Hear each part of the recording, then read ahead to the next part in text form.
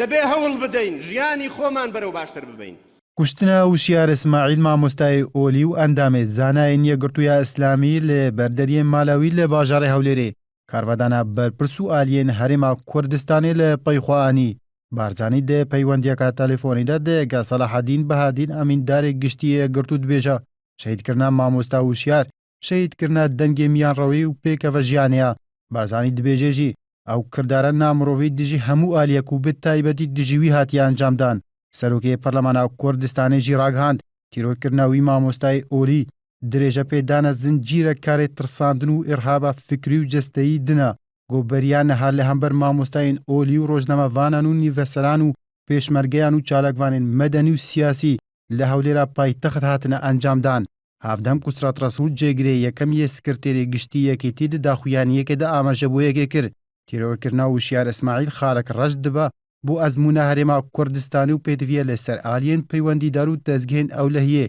بێ زووترین دەم ئەنجام دەرێن وی کاری بێن دیتن ژالێکی دنڤق و باتەڵەبانی جێگرێ سەرۆکی حکوومەتە هەرێمێ ڕاگەهاند تیرۆرکردنا دکتۆر وشیار ئیسماعیل خالق ڕەش و دیرۆکێدا تێ تۆمارکردن ئەو بە توندی مەحکومی دکا و داخواز کرد بێ زووترین دەم ئەنجام دەرێن وی کارێت تیرۆرکردنێ بێنە دیتن هەیە گۆ بگهێن سزای خۆی یاسایی هافدەم ئالیێن سیاسیین هەرێمێژی بە هەمان ئاوای بەرپرسن هەرێمێ کوشتنە وشیار ئیسماعیل شەرمەزارکردن مەکتەبە سیاسیە پارتیا دیموکراتە کوردستانê di daxuyaniyekê de amajebûyekê kir şehîdkirina mamosta wişyar İsmaîl tawaneke çepel û tîroreke di reşa bê mebesta têkdana aramî û ewlehiya Hewlêrê çêkirina tevlîheviyê û tirsandina dengê miyan rewiyê ye havdem fraksiyona goran lê Parlemana Kurdistanê di daxuyaniyekê de amajebûyekê kir ev şêwaz û zincîreyek lê dîviyeka tîrorê karê nerêkxistî nîne bi hemû pêverekî dijayetiya fikr û raderbirînê û ezmûna tirsê zêde dikin û pêtiviya rê ji vê yekê bête girtin û dimahîkê bi van karan bênin Mekteba Siyasiya Yekîtiya Niştimana Kurdistanê amajebûyê da pê tundî wî karê reş şermezar dikin got hewleke ji bo têkdana aramî û asayîş û pêkeva jiyanê lê Herêma Kurdistanê Ragihan jî daxwazkarin lê dezgehên peywendîdar lê Hewlêrê bê zûtirîn dem lêkolînên hûr derbarê bûyerê bên encamdan û encamder bigihin sizayên xwe